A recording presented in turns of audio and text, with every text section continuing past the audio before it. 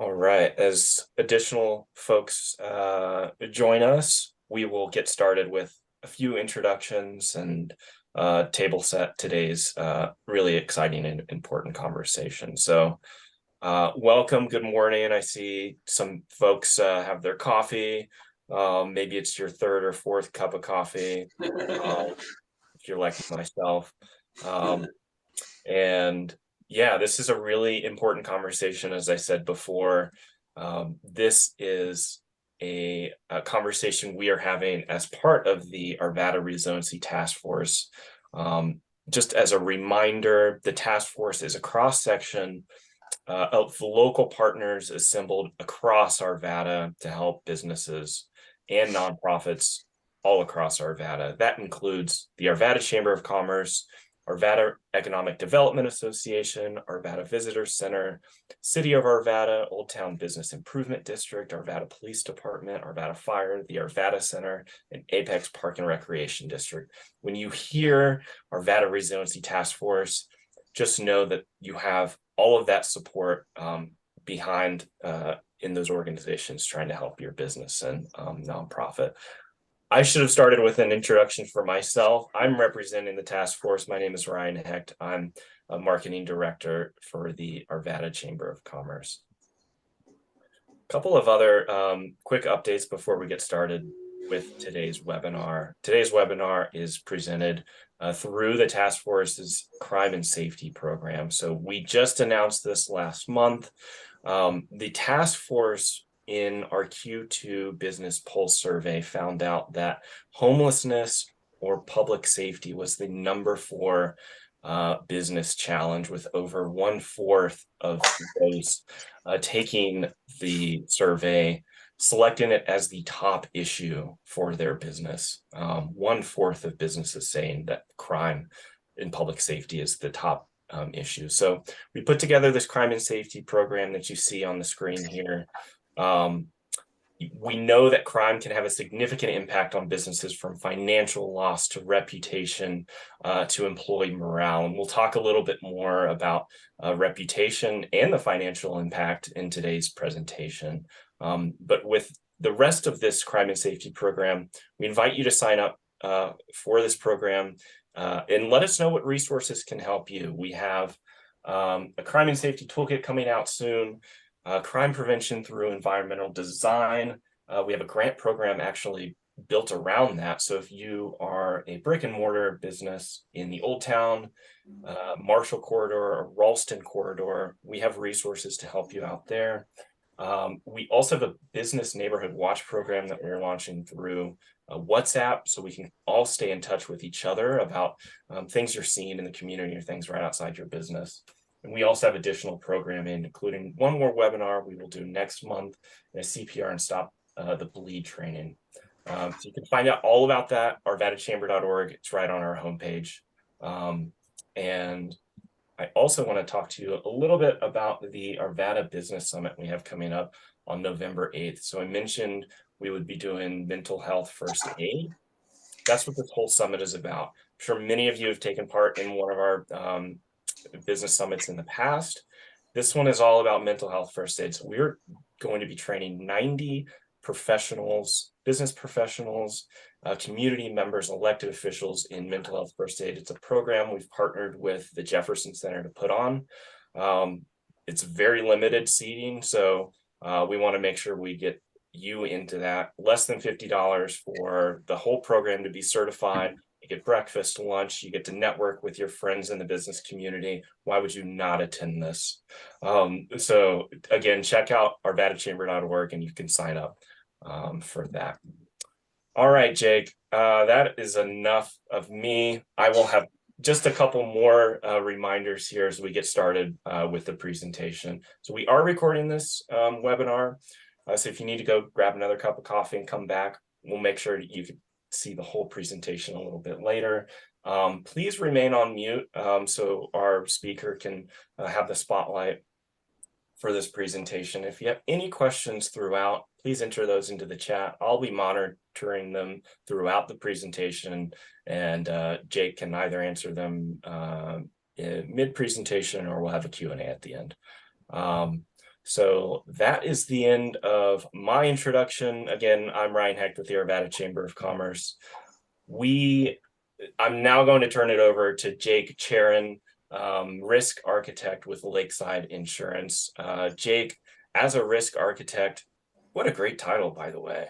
Um, Jake works with small to mid-sized companies as an outsourced risk manager to design and build strong insurance programs, and is going to be leading us in, again, this very important topic for our small businesses here in Arvada. Welcome, Jake. Thank you so much. Awesome. Well, thanks for the introduction, Ryan. I appreciate everybody taking the time out of their busy schedules to join in with us today. Like Ryan said, please ask questions, throw them in the chat, put them in the Q&A. Like I always tell people, just like when you were in school, if you have a question and you want to ask it, chances are 4 or 5 other people probably have the same question. So don't be afraid to ask it. None of these are gotcha questions. We're all here together to learn.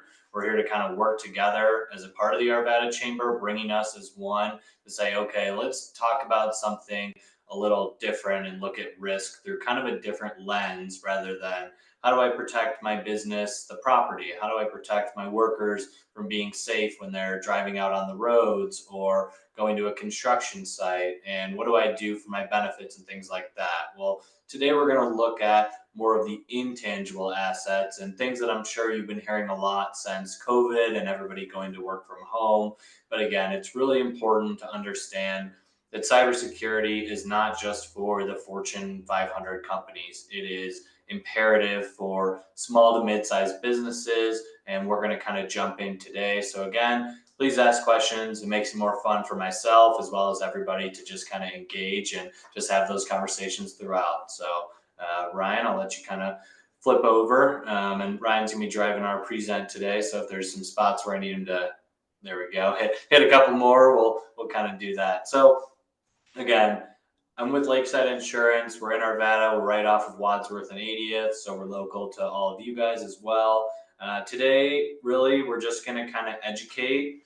I'm going to explain a bunch of different things from the cybersecurity standpoint, from the insurance standpoint, how those kind of mesh and work together, and then provide resources to everyone as well. So I'm not a cybersecurity professional. I work with a lot of cybersecurity professionals all over Colorado to help my partner clients with their needs that they might have. I do work on the risk side, like Brian said. I'm a risk architect, so you're probably like, Jake, you're not an architect. You've never built a design for a building, and that's definitely correct. But what I do design are different programs to help mitigate and transfer risk for your business so that you're not having to worry about those things every night and you can focus on how to make your business as profitable and as happy as possible for you, your employees, and your clients. So with that, we'll kind of jump into the next slide here. All right, so I'm sure you all have heard these things in the news or read about them in articles. So we're going to kind of touch on some of these current cybersecurity and risk trends that we're seeing and what I'm seeing here at Lakeside with our clients as well. So phishing attacks, business email compromise, ransomware, business interruption, and fraudulent transfers of funds.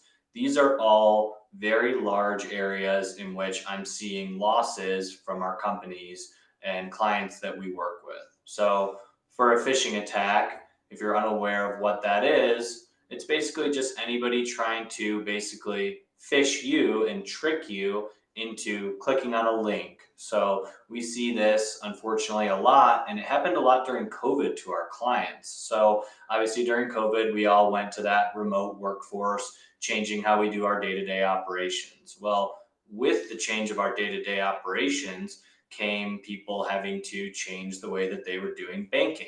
And the situation that we saw with a couple of our different clients was somebody was pretending to be a client of theirs.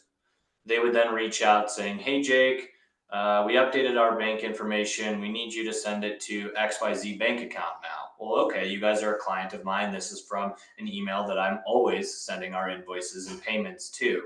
Well, it turns out that we'll jump into that next section, the business email compromise. My client's email was compromised by a cyber criminal.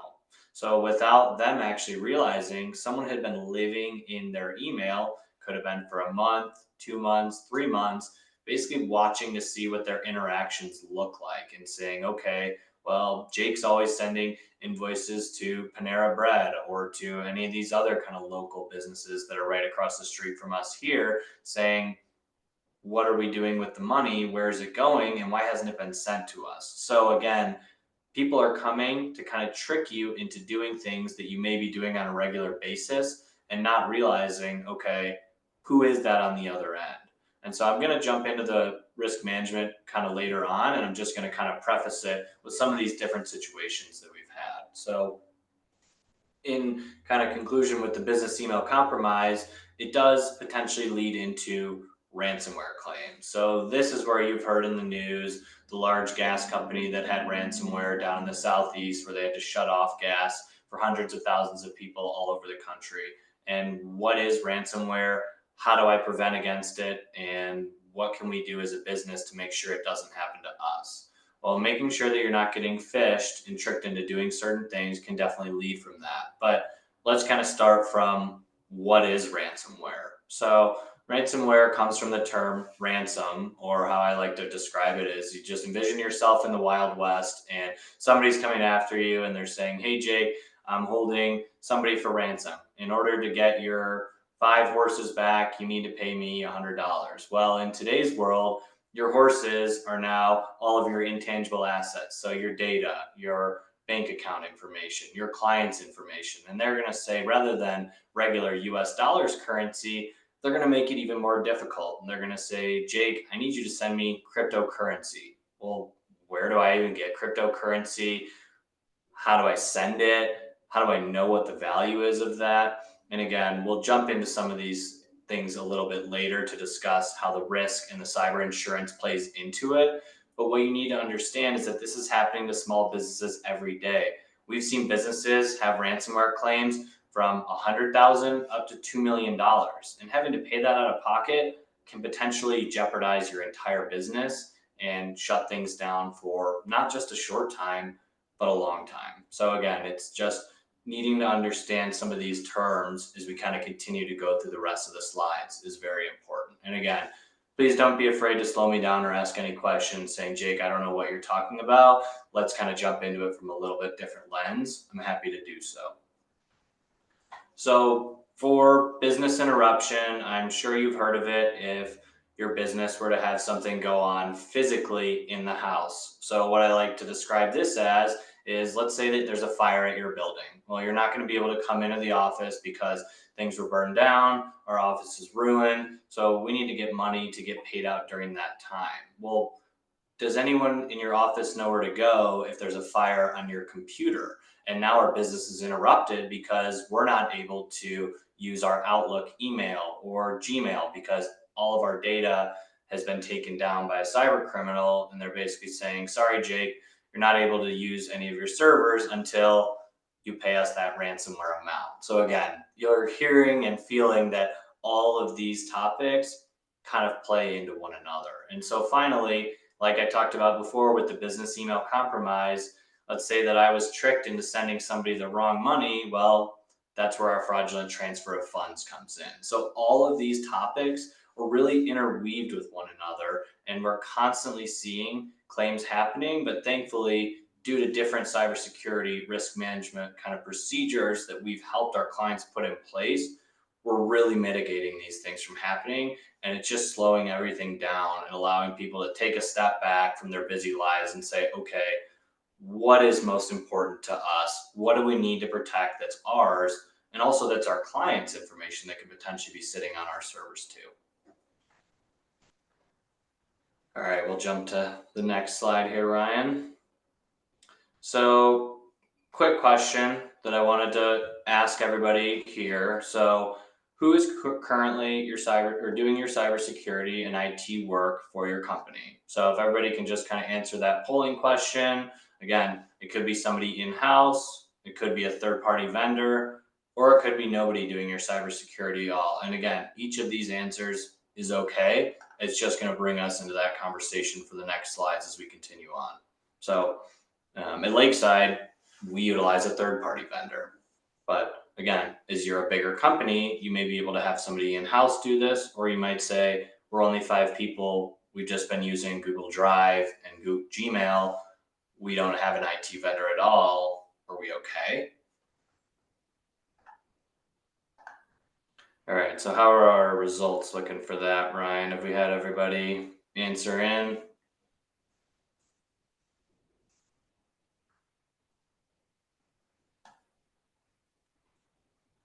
Looks like we have 6, which may be the max.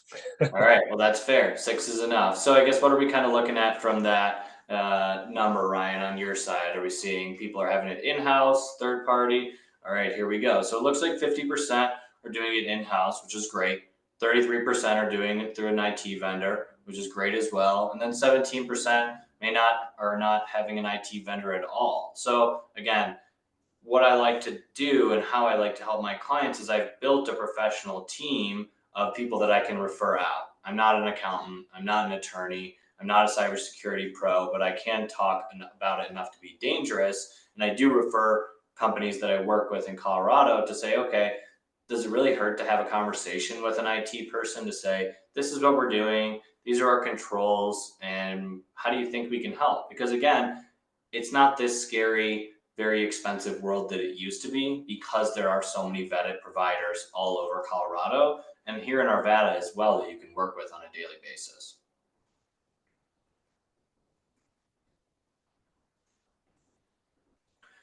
All right.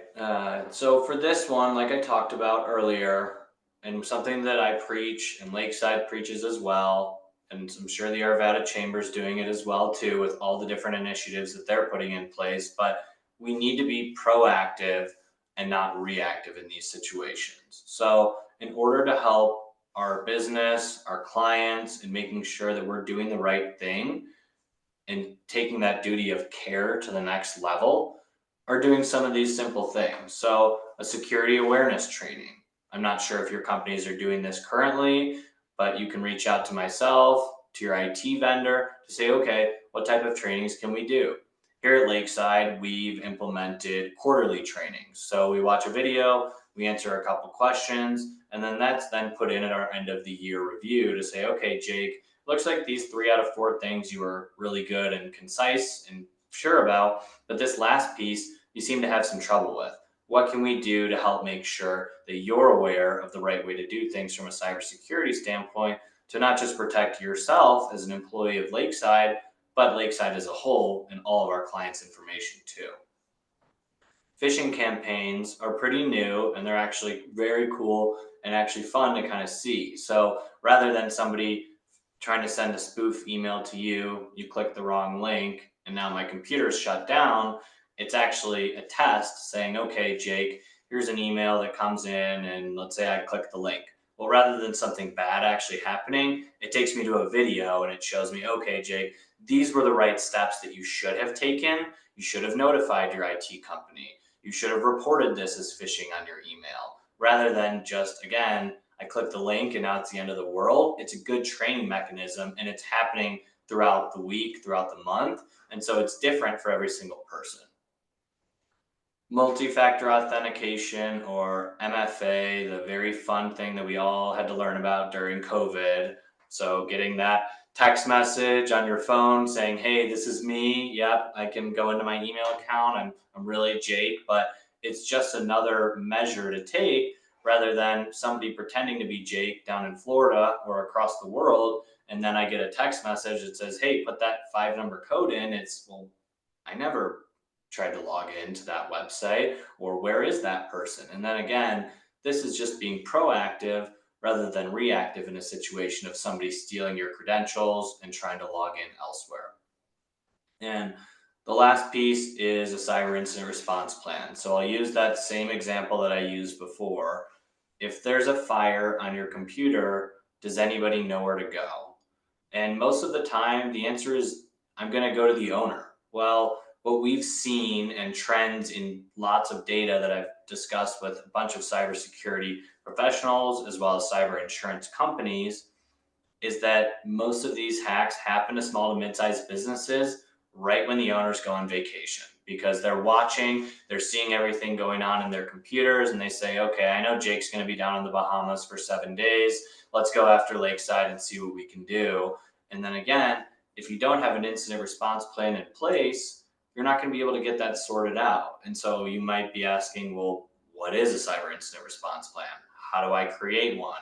How do we even know what to do? And really, it's similar to kind of what I was discussing earlier on a fire drill. Everybody knows to go out our back door and to get out safely. But if there's something on our computer, do I know to go to our IT vendor or to report it to our cyber insurance company? And then, of course, I'll notify the owners of Lakeside and they'll be in on it. But when they're traveling, this isn't kind of their main concern because they might even not have access to their phone and email. So, again, making sure everyone is on the same page. And I use that school example. Raise your hand. If there's something on your computer that you think is different than normal, bring it up. It's not okay to just let it sit and simmer, because the longer that something could be sitting in your computer system, the worse that it could get. So again, let's all try to be proactive rather than reactive in these situations for our businesses and for our clients that we're working with every day.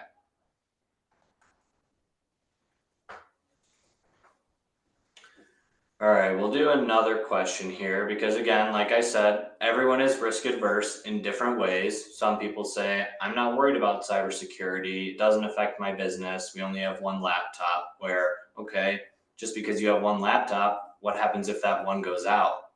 How are you going to be able to operate?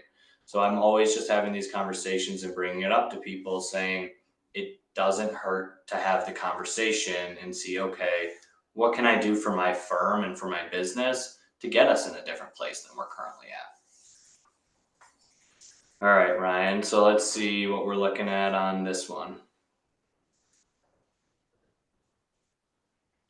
All right, so we had 100% yes. So that's a pretty good response time. I guess you guys are listening in, and I'm not just speaking at the wall here. So I appreciate that. That's obviously exciting. And again, we can always have conversations later, and you can reach out to the chamber to kind of get information to see, okay, what should we be doing for our firm? And again, it's just a conversation. Nothing is a gotcha question. The only problem is the problem that you don't bring up and have that conversation with someone. If you just keep it under wraps and you say, no, we'll push it to the side. We'll wait. Well, why? I get it. We're all busy. It's hard to kind of create time. But rather than saying, I don't have time for this, it's all right, let me make the time for this and put it aside in a different perspective. All right, so now we're going to jump into the fun world of cyber insurance. So, cyber insurance isn't as scary, it's not as expensive as it seems. And I know that the media likes to portray certain things, saying, well, what if I don't get covered and I have a cyber insurance policy and now they don't want to pay a claim out? We'll kind of discuss all of that right now. So, do you have a cyber insurance policy? Answer might be yes, the answer might be no, or the answer might be, I think that I have some in my general liability policy, but I don't really know. And I might just not be getting the right advice from my agent. And that's okay. So, if yes, like I said, have you gone through it in detail to understand and ask what happens in the situation of a claim? You don't want to figure out after something happens that you don't have the coverage rather than before. So, again, in that situation, I'll go to a car claim example. If I'm driving down I-70 and I'm going up to the mountains to go skiing and a rock flies off and hits my windshield, I probably should have realized before, do I have glass coverage or am I going to have to pay this out of pocket? And similarly enough goes for cyber insurance. Where am I actually covered, Jake?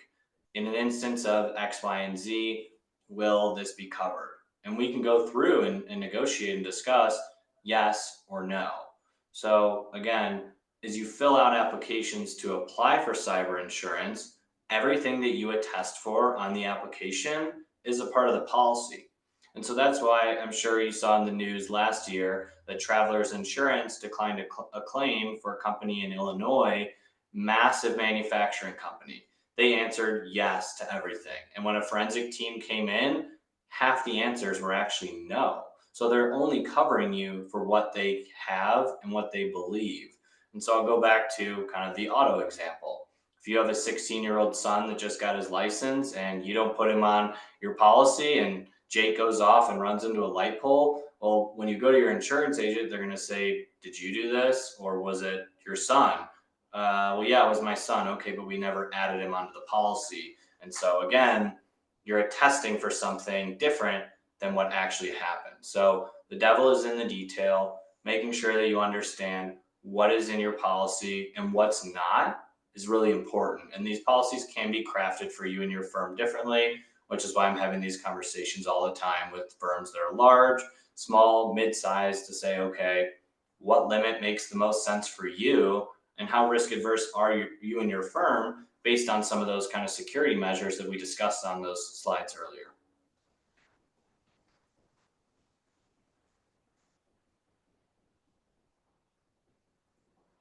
All right, we'll do another polling question. And again, these are not gotcha answers. It's just to continue the conversation. And I know we have polling questions that I'm asking, but I'll slow down and say, does anyone have a question for me right now? And you can just throw them in the chat if you do.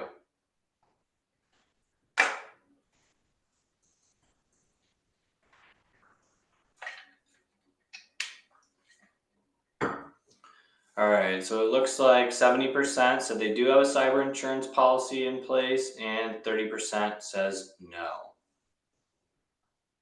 So again, if you do have a cyber insurance policy in place, just have that conversation with your agent and say, okay, is this covered in a situation of a claim or not? And or if you don't have a policy, let's figure out what we need to do to help you get that in place. All right, so we have a good question that just came in. Do you have examples of typical scenarios that insurance covers? Yeah, so I'll kind of go back on that example that I was briefly discussing before. And I obviously am not going to use any business name or anything like that. But a local church that we insured throughout for a long time, since the Lakeside's been insuring, during COVID, their cleaning staff thought it was their cleaning staff, emailed them and said, Jake, we need, or excuse me, church, we need you to update our banking information. We've changed from Chase Bank to a local bank. Okay, great. They're supporting a local bank. That's exciting. What are you doing to make sure that it's actually them? So they picked up the phone and they said, hey, is this actually you? And the person, now of course with new different technologies where you can mimic voices and stuff, said, yes, I am this person. And so they sent them the money. They followed the measures that they have in place and that they attested for on their application. So on the cyber application, it said, church, do you take secondary measures of notification and means if you're sending an invoice or, excuse me, if you're sending money from an invoice that you received? And they said yes. And so they did all of that. 5 weeks later, after paying that company every week, they got a call from someone at the actual cleaning company saying, hey, church, you're 5 weeks behind payment. You guys are always on time. We thought maybe there was just an issue going on because it's COVID. Maybe funds were a little low at the moment. What's going on? At that moment, the person that had been sending the money, the accountant for the church, realized I've been sending money to the wrong person for the last 5 weeks. And it was a pretty decent amount of money that they were paying. So what they were able to do, thankfully, because they had a cyber insurance policy, they reached out to us. We notified the insurance company of the claim. And these cyber insurance companies are much more sophisticated now. They have forensic teams that come in, analyze, and say, okay, how could this have happened? What came in? What was the result? And how much money was paid out? So in total, $35,000 had been paid out throughout that 5 week period. We were able to receive all of the $35,000 back in funds for our client rather than them being out of pocket $35,000. So again, big money for some people. For others, $35,000 may not move the meter as much, but that's some serious money. That could be a full part-time employee or maybe a full-time employee, depending on kind of the hours that they're working. So that's just one situation in which we've been able to help people. And like I talked about earlier with ransomware, we've helped people negotiate with our cyber insurance companies down from a $2 million ransom all the way to $50,000. And having the resource and ability to rely on someone is extremely important. It's again, I always go back to the auto examples because it makes it easier. But having AAA and having someone that you can rely on in a bad situation is always more helpful than being on the side of the road saying, I don't have any coverage. I don't know what to do. Who should I call in a situation like this? All right, this is a good question. So, I have a home office. Should I have a separate Wi Fi network for guests and friends? So again, that's up to you and who you're having come in your house on a daily basis. You can always have a private Wi-Fi or a guest Wi-Fi. It doesn't cost much more to do that. And depending on, are you having business meetings at your house with a bunch of people coming in, or is this kind of, hey, I just want to, it's just for myself when I'm working, and then when I have friends over, I would rather just have them on that same Wi-Fi. Again, that's just a general conversation that we can have to say, how risk adverse are you? Who's coming over on a daily basis? Or is it once a month to come over and just have a book club or something like that? Again, those are definitely situations where you're clearly putting risk in front of kind of the problem and understanding, okay, who's coming to my house? Do I actually need to be worried about this? And just having that front of mind rather than, okay, we'll worry about it on the back end is definitely important. So I know that's not really a fine answer of yes, no, but again, that's all part of the conversation and discussion that we're constantly having. All right, I'll let you jump to the next slide here, Ryan. Thank you guys for asking questions so far. All right, so let's talk about some of the benefits of cyber insurance. I'll let you push to the next slide here, Ryan. You can kind of click through some of these. So this is kind of the process that we use at Lakeside with all of our clients, whether it's for cyber insurance or all insurance. And again, this all relays back into each other. So involve and support management. Let's just have a conversation. Do you want to go grab a cup of coffee? Do you want to go on a Teams call because you're busy throughout the day? What's making you tick and what's keeping you up at night? Well, we send $500,000 every other month to get different types of materials. That worries me. I don't like the way that we're doing that. Maybe I should have different notifications with my bank when money's being sent out. Okay, well, let's discuss how we can kind of do that. Again, there's exceptional safety and risk management culture. So bringing all of it together, like I said, let's raise our hands and figure out issues before they happen rather than afterwards. And this leads into the proactive safety policies, procedures, and controls. Do you have a cyber incident response plan in place?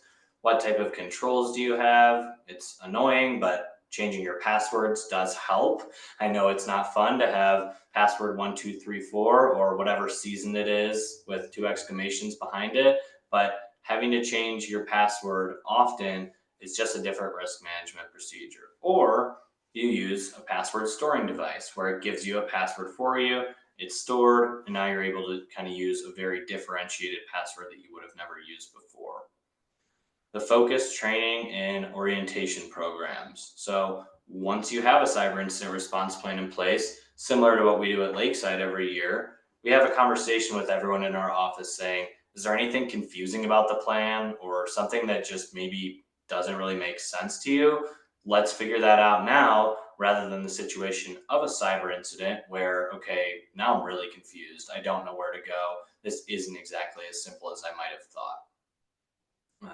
And for the focused training too, like I touched on before, what type of training is your company doing? And if you're doing nothing right now, that's okay. What can we do to get you to a place in which you're doing these things? So whether it's quarterly, monthly, biannual, whatever you see fit for your firm is better than doing nothing. And at least you're out there trying to put your company in a better position and just be proactive in these situations rather than reactive. And then finally, like I was touching on before, improve claim experience and just working with people that are experienced.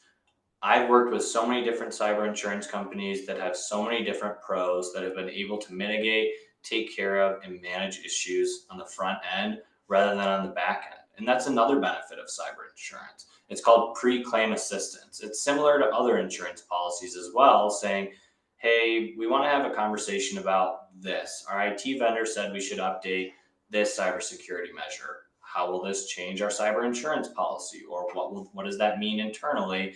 And having kind of that general and very sophisticated group is just, again, really important. It's nice to be able to rely on people and put people in the room that may be smarter than you in certain situations, because I'm doing it all the time when I'm bringing IT vendors in to help my clients.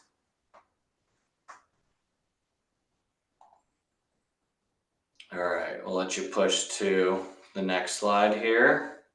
So, kind of what I was just touching on and what we've been discussing throughout is the importance of trusted insurance agent and your IT or MSP or managed service provider um, kind of relationship. So, what does that mean?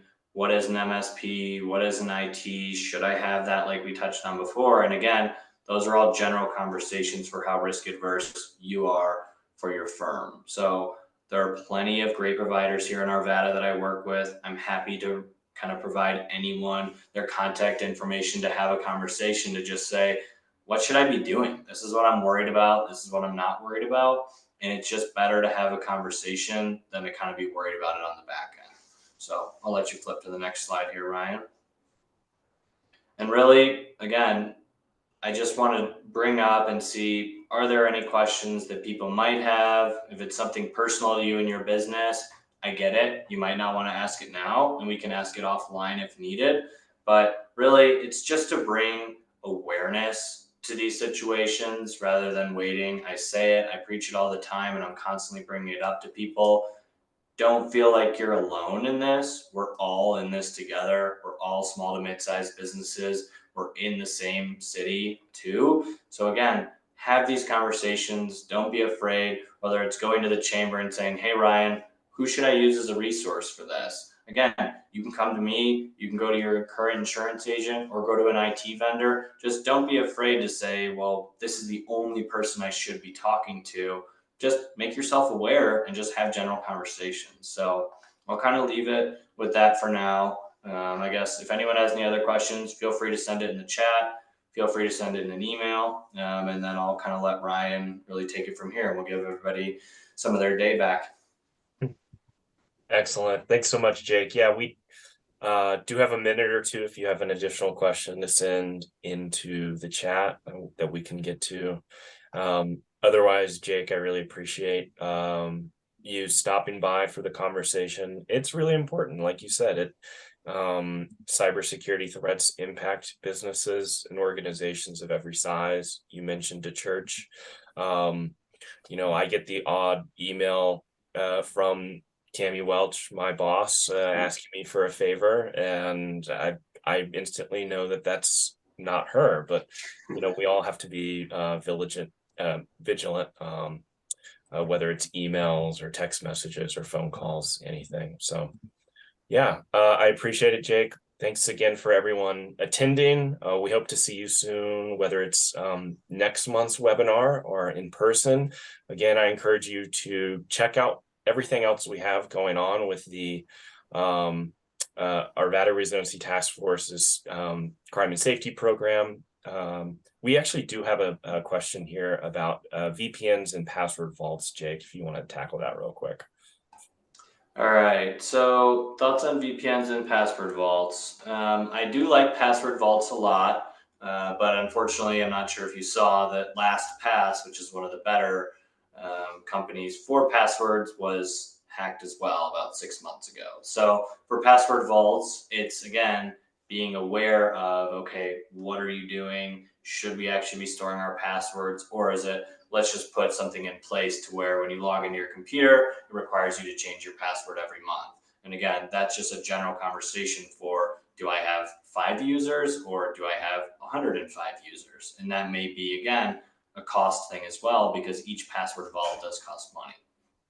For VPNs, I'm a big fan of VPNs. So whether you're doing the formalized VPN or there's different apps on your phone, I've used, it's called Duo Mobile, D-U-O Mobile, where when I try to log on, I get a little notification on my phone that says, is this you? And then you can click accept, and then it lets you in. I think it's just another risk management piece to bring in, where you can say, okay, this is something that we want to do with our firm. And again, It might just be the way that your company operates, or are you working in the cloud? Do you have servers in house? What does that look like? And whether that's a conversation with your insurance agent, bringing in your IT professional, it's just a good thing to bring up. So I appreciate that question, because again, I know it's not the firm answer and it's not great to say yes or no, but how risk adverse are you, and what is most important to you and your company? Are you storing very sensitive data, or maybe it's living in kind of a third party website or something like that, which again, there's definitely risk on either side of the house there.